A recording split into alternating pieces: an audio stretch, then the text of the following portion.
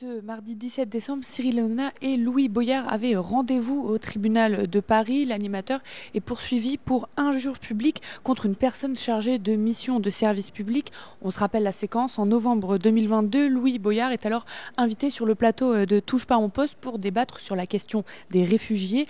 L'insoumis évoque les affaires de Vincent Bolloré au Cameroun notamment. Et ce n'a pas plu à Cyril Hanouna qu'on critique le patron de la chaîne sur son propre plateau.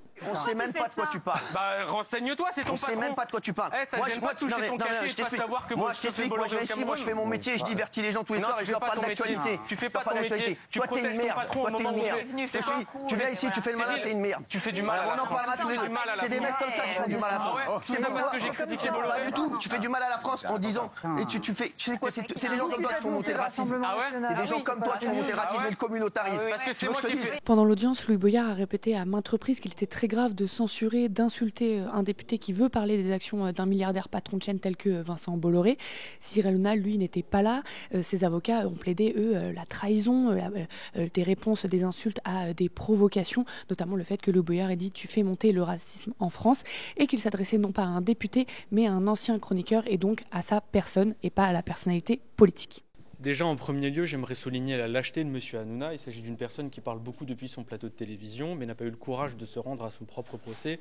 Dans ce procès, la procureure a reconnu les injures et tout le débat qu'il y avait au centre, c'est est-ce qu'un député peut être insulté parce qu'il a critiqué M. Bolloré et ça a été très fastidieux pour la défense et je comprends donc que M. Hanouna ne soit pas venu. Moi, je suis confiant sur le fait que nous allons gagner et ce n'est pas seulement M. Hanouna que nous allons faire condamner, c'est tout le système Bolloré. Monsieur Hanouna dit que vous l'aviez provoqué, qu'il répondait sur « tu fais monter le racisme » et pas sur la critique de Vincent Bolloré et qu'il vous parlait en tant qu'ancien chroniqueur, limite en tant qu'ancien ami, qu'il se sent trahi. Qu'est-ce que vous répondez à ce genre d'argument ? Moi, j'ai rien à répondre à Cyril Hanouna de ce point de vue-là. Nous n'avons jamais été amis, et pour le coup, il le sait. Mais il n'est pas là le cœur du sujet. Le véritable cœur du sujet, c'est est-ce qu'un député peut être insulté parce qu'il a critiqué M. Bolloré ?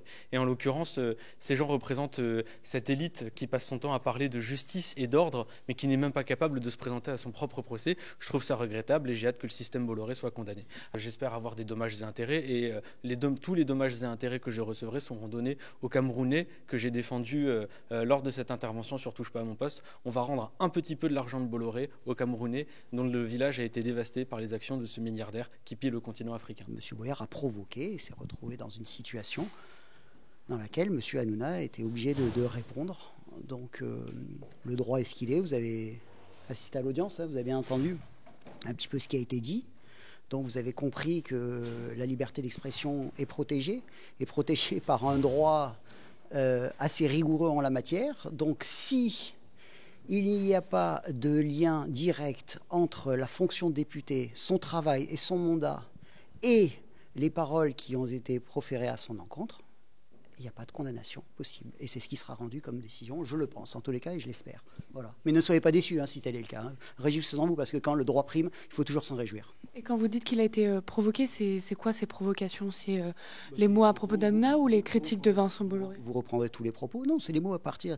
Vous savez, Bolloré, si vous reprenez un petit peu l'exhaustivité des propos, lorsqu'on dit « tu fais monter le racisme en France », on ne parle pas de Bolloré, là. Et je répète, parce que c'était important de le savoir, mais vous l'avez tous compris, c'était 4 mois après l'avoir félicité d'avoir permis son élection. Et il ne s'était rien passé. C'est une question que j'ai posée, je crois que tout le monde l'a entendu. Qu'est-ce qui s'est posé entre juin 2022 et novembre 2022 ? Rigoureusement rien. Comment M. Boyard twist comme ça de juin 2022 à novembre 2022 ? Sans aucune raison. Donc évidemment, confrère Chaput a bien expliqué, c'est de la pure provocation et c'est un coup monté. Le délibéré de cette affaire, qui est jugé à la 17e chambre, donc dans le droit de presse, aura lieu le 20 février 2025.